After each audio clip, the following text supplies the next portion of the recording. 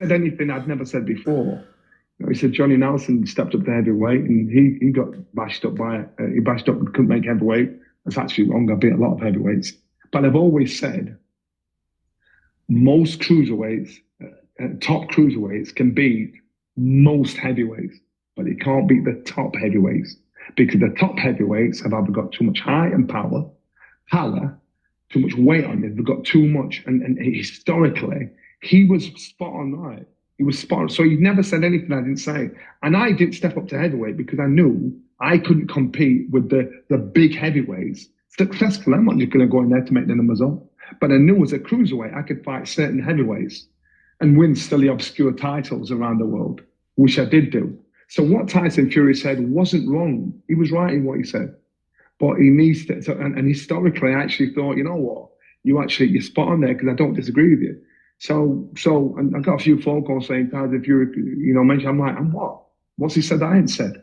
I actually agree with him. So the best version of Tyson Fury should be Alexander Usyk. But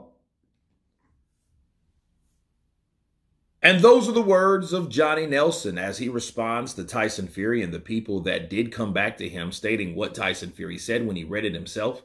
He's like, he's absolutely right. And let's go back to that because I do remember that conference. It was that weird single conference when Tyson Fury was there by himself, and it was kind of strange. It was this press conference. It was just him. Now, he mentioned cruiserweights versus the top heavyweights. And he was saying historically, and he used Johnny Nelson as a example of, hey, why you shouldn't be a cruiserweight to fight the top. Well, let's put it this way.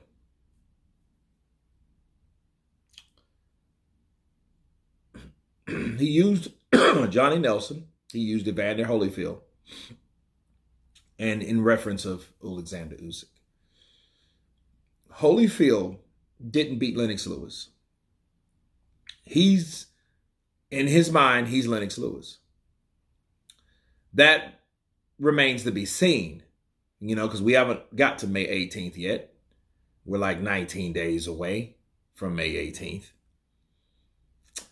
And I look at that fight, and I'm looking at his examples, and it was almost like, okay, you're historically saying that, hey, these are facts. This normally don't happen.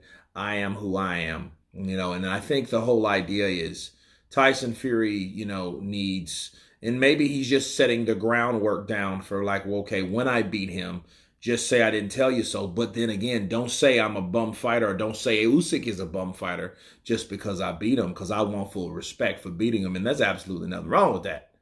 Why would it be?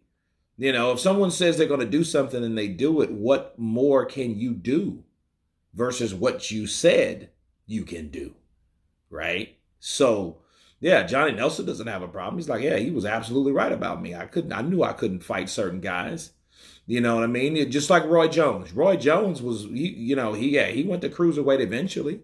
He was at light heavy and super middle and 154 even. But at the same time, when it came for him to fight guys like Mike Tyson, he was like, I don't know about that. I want more money. I want more money. I want more money for this. I ain't gonna fight him. No, give me more money. And they didn't want to produce that. So no, that fight didn't happen because he knew.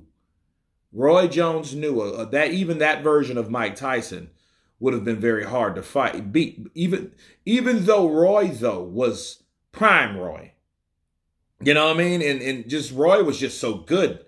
Maybe could he dance around? I don't know, but at the stake or at the warning or possibility of being knocked out and get caught with something from Mike Tyson.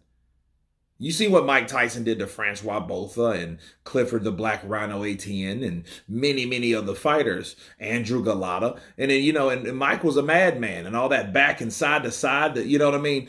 I don't think Roy's been in there with someone like that. So, yeah, he'd have to throw sporadic punches, especially someone that's about his height, that's coming at him, that's thicker, that's stronger, you know what I mean? That's also agile, with his defense. So Mike's just not going to let you come in and hit him That's his whole thing. He's smaller, he's shorter, so he has to move side to side to get in, to come in, to throw punches, you know what I mean, in bunches, but at the same time, bobbing and weaving. You see? So that would have been difficult, I think, for Roy to do that. Or, you know what I mean? So, yeah, there's some truth to what he's saying, but here's the thing. Sometimes, like Holyfield, you can do things that people thought you couldn't do, and that's exactly what they thought of Evander Holyfield. They thought Evander Holyfield couldn't do what he did. He got it beat by somebody eventually, but everybody else did too. Everybody that size did.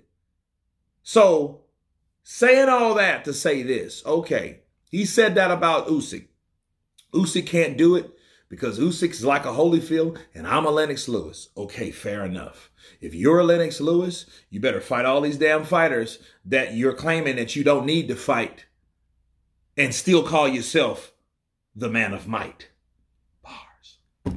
No, seriously. Joe Joyce, Anthony Joshua, Zhilei Zhang, he just beat Wilder.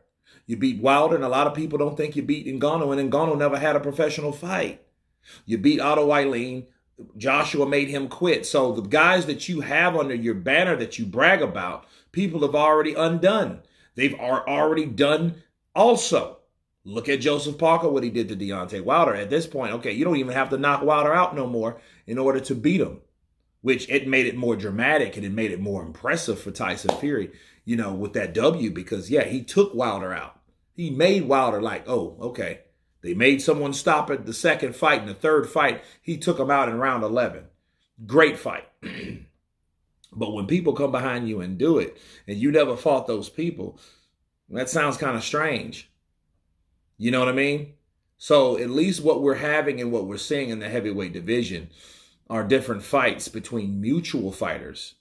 You know what I mean? Instead of this one fighter fighting certain fighters that never fought other fighters that we want him to fight, that only fought other certain fighters that have nothing to do with each other. So we have nothing to compare it to. But can Usyk do it at his size? See, this is how it could go all wrong if Tyson Fury loses to Alexander Usyk, because at that point, he's not a Holyfield, he's something else. He's not a Holyfield at all. He's a guy that was able to unify and become undisputed 2 times back to back within 2 different weight classes. Clarissa Shields, Terrence Crawford. He's up there in that level, in that stratosphere, and there's no other weight class to go past. So he's did it at the top and the heaviest pinnacle, especially fighting one of the biggest heavyweights, Tyson Fury. But no, you guys tell me what you think of Johnny Nelson surprisingly responding the way he responded, that Tyson Fury was absolutely right. And he agrees with Tyson Fury, even in the Usyk-Fury fight. Bars! Of course, please subscribe. And you guys been Counterpunch. Peace!